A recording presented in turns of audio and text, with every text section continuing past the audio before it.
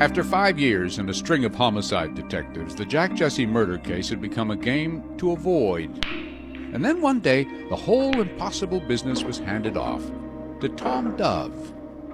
I can't tell you how many times that I thought, just move on, give up, move on. There was no hope of any new evidence, of course, like fingerprints or DNA. There was just the infuriating puzzle, which had become more difficult with each passing year.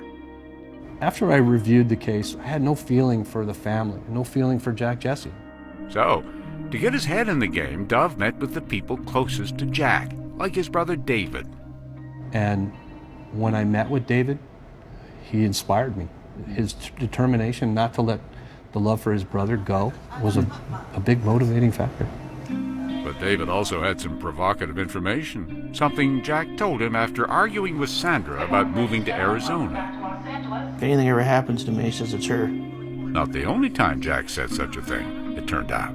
He actually told me I wouldn't be surprised if Fitch killed me. He said that. And so Dove picked through all the original files, hoping he might come across something that had been overlooked. And buried inside, he found this. A simple 2-page report, apparently unread by any detective. Remember the guy who walked into the bar, the one who told a story about the Jesse murder? Well, years later, when the case had gone cold, the bartender decided to call the Placentia cops. An officer took the call, typed out the report, and stuck it away in the file, where it sat unseen until Tom Dove came along.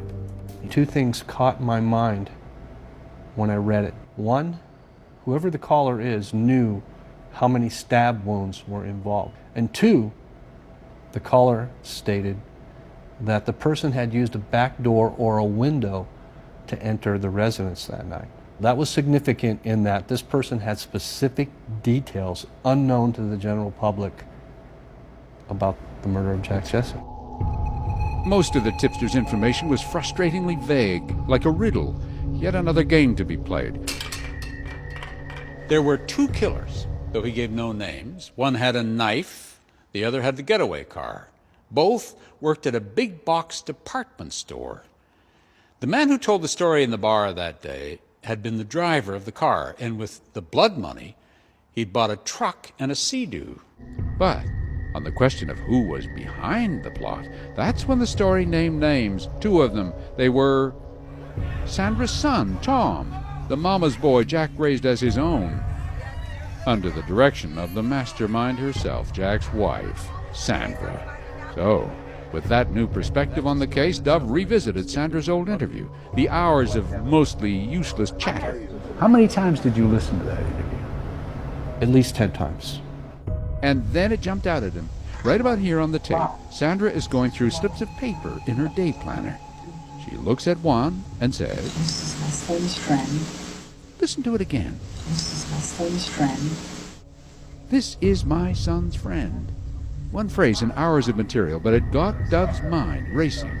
If the bartender was right that the killers were friends of Sandra's son, could that slip of paper hold the key to the case? Dove tore through bags of evidence, and there it was, the day planner, seized 5 years earlier, just after the murder. I went through that day planner for probably a day or more. Went through every scratched piece of paper, every notation, everything that was put into place in that day planner was looked at. There was a small piece of note paper with the name which appeared to me at that time to say Schreiber, with no telephone number or no significance to it. Just said Schreiber, that's all it said. It said, I thought Schreiber, yes. But where would he find this Schreiber? Dove went back to Sandra's interview and unearthed one more clue. When asked by Detective Wyatt about Tom's friend, Sandra said the boys were once work buddies. You might have met Target when they worked together. So Detective Dove crisscrossed Southern California, searching through the employment records of every Target store for a guy named Schreiber. But nobody had ever heard of him. And we were starting to come to the end of our rope. We were getting to a dead end there. That was about the time Jack's daughter, Cherie, began getting strange packages in the mail from Sandra, who said they were keepsakes Jack wanted his girls to have. Like what? Like little boxes of like ashtrays, his bowling ball bag, just a bunch of junk. And it was just weird stuff that just kept coming. which seemed designed to provoke exactly the reaction the sisters felt. Oh, hatred. Lots. More than I had before. Sandra seemed to be telling them she'd beaten them, got away with it, won the game. We just said, are we cursed? Is there something with this case that it's just not going to be solved? It's frustrating for him, putting all this work in and to think these people might literally get away with murder. Oh, isn't that the Kenny? Patty is Tom's wife, been together since high school, knows him better than anyone. She was used to his compulsive perfectionism. It's comforting to me, I think, to just know where things are and where we're going. His nothing out of place sense of order. He's a very stubborn man, so for him to take a case, he's going to do it and solve it. And so Detective Dove decided to start over.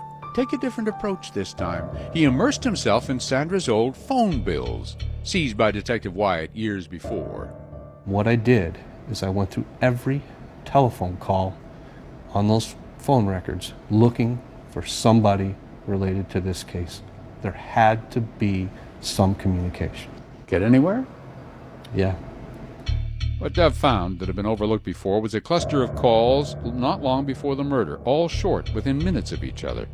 One of those calls was to a Target store, one was to a pager, and one was to a boarding house.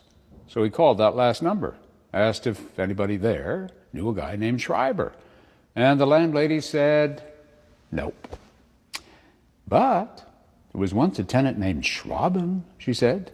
Could he be the man the detective was looking for? It was Brett Schraben. Not Schreiber. Schraben.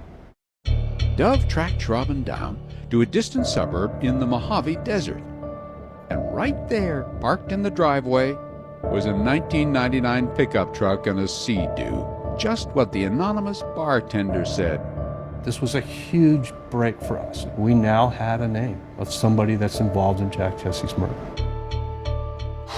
Coming up, Often people throw away valuable evidence. Detective Dove finds treasure in trash This is too good to be true. when Dateline continues.